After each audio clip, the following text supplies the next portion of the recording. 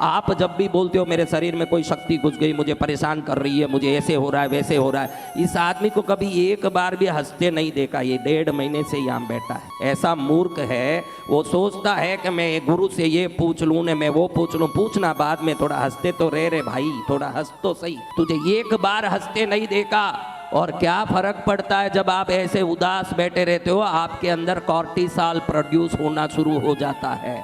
और cortisol stress hormone है। वो शुरू होने के लिए इसका कारण है कि सामने शेर आ जाए तो तेरे अंदर एक घबराहट आए। क्या आए? और जब भी घबराहट आता है तो आप देखो, शेर को आप देखते ही घबराते हो कि नहीं? वो घबराहट के कारण ही आप दौड़ते हो। अब समझो कि किसी संत को योग सिद्धि मिल गई, सामने शेर आ गया, वो घबरा नहीं रहे हैं तो वो दौड़ रहे हैं क्या? तो अभी दौड़ शेर का है कि घबराहट का? आप आज बताओ, ये सच समझ लो। आप शेर से नहीं दौड़ रहे हो, आपके अंदर घबराहट है इसलिए दौड़ रहे हो। आप ये अच्छे से समझ लो। हमारे शांति सूरी मांडोली के हुए हैं माउंट आबू में, जिन्होंने साधना किया, उनका फोटो देखोगे तो देखोगे पास में शेर सीता सब बैठे हुए हैं। वो कभी दौड़ नहीं रहे हैं। क्यों नहीं दौड़ रहे हैं? क्योंकि शेर वहां है, घबराहट नहीं है। आपके पास आज के तारीख में शेर नहीं है लेकिन घबराहट है, इसलिए आप दौड़ रहे हो सब। आप समझ लो कि आपके अंदर एक घबराहट आपको सामने शेर उत्पन्न कर रही है। मैं ऐसे लोगों को देखता हूँ यहाँ 2-2, 3-3 महीने रहते, एक बार भी हंसते नहीं, एक बार भी खुश नहीं रहते। तू सोचे कि मेरा जीवन सफल हो जाए फिर हंसूंगा। विज्ञान कहता है कि तू हंसेगा तो ही जीवन सफल होगा। कैसे बैठे रहते हैं ऐसे। मैं सोचता हूँ इन सबको क्यों मनुष्य बनाया भगवान? तू भी तो बड़ा कुंभार है, घड़ा बनाए तो अच्छा ही बनाए, ऐसे टेढ़े घड़ा क्यों बनाता? मैं कई बार भगवान को ही कंप्लेंट करता हूँ। भगवान कहते हैं ये घड़े अपने आप टेढ़े हुए, मैंने बनाया तब तो बढ़िया ही था। ये घड़े अपने आप टेढ़े हुए घड़े हैं, इसको हमने नहीं कोई टेढ़े किए। तो आप देखो ये कॉर्टिसॉल क्या करता है आपके बॉडी में।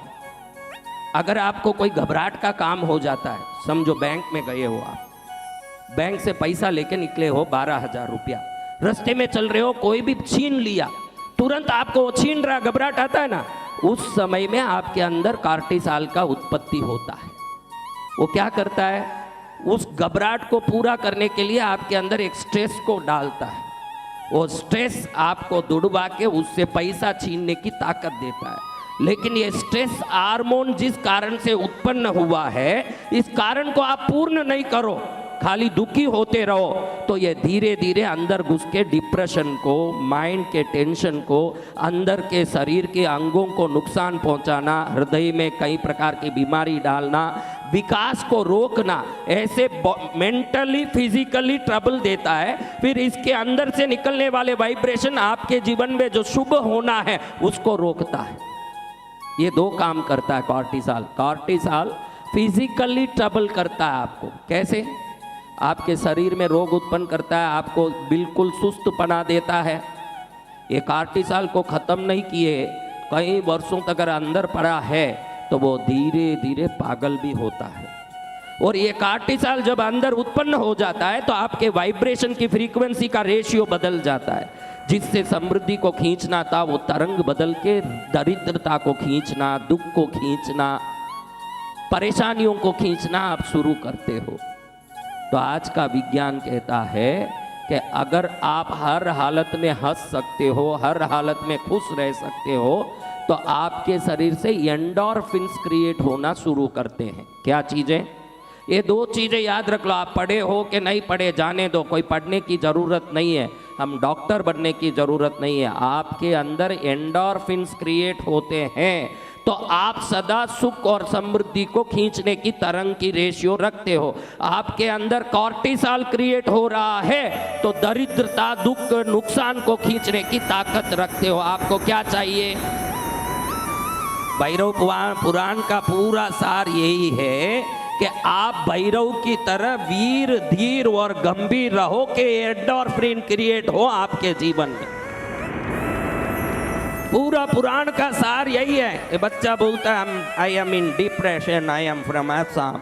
Why you are in depression? Because not now, but when you came to Krishnagiri, in what state you are there? Then you told mentally, physically I am in depression in the first day when you met me. Then I told that is because of cortisol. Because of what? तो कहते हैं कि इसको कैसे हम खत्म करें। देखो आपको एक छोटी सी उपाय बताता हूं। आपको अभी मैंने कोई जोक नहीं सुनाया, अभी मैंने कोई चुटकुला नहीं सुनाया, कोई कॉमेडी तो आपने सुना नहीं, बहुत सीरियस बात सुन रहे हो, फिर भी आप नकली हंसी हंसिए। अब नकली हंसिए मत, नकली मुंह को आप होठों को चौड़ा कीजिए, होठों को चौड़ा कीजिए अच्छे से। इतना नहीं भाई, ये तो गद्दा करता है। तुम तो अच्छे से ऐसे करो, ऐसे करो, और करो, और करो, और करते जाओ, थोड़ा सा आवाज करो। अब देखो क्या कर रहे हो। अगर रोने के लिए तो असली में कोई दुख चाहिए, हंसने के लिए तो नकली हंसी भी असली हंसी ला सकता है। इसका ये उदाहरण आप कोई हंसने के लिए मैंने कोई मौका दिया आपको। अब देखो आप ऐसे करो, ऐसे करो, देखो मैं हंसने लग गया। अब ऐसे ऐसे करोगे आप, देखो रोने के लिए 13 नस काम करते हैं। कितने नस? और वो 13 नस काम करने के लिए करीबन शरीर के सभी अंगों को मेहनत करना पड़ता है। हंसने के लिए 51 नस काम करते हैं, उसके लिए सिर्फ होठ हिलाओ तो बस है, और कोई अंगों की जरूरत नहीं। 51 नस काम करते हैं हंसने के लिए कुल मिला के, लेकिन आप हंसोगे, अनेक दूसरे अंगों की जरूरत नहीं है।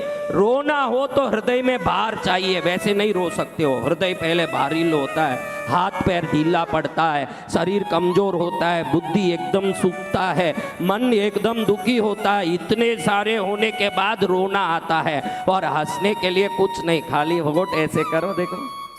और ऐसे करने से क्या होगा महाराज? दुनिया का सब साइंस ने ये प्रूव कर दिया है, नकली हंसी हंसने वाले के शरीर में भी एंडोर्फिन्स क्रिएट होते हैं।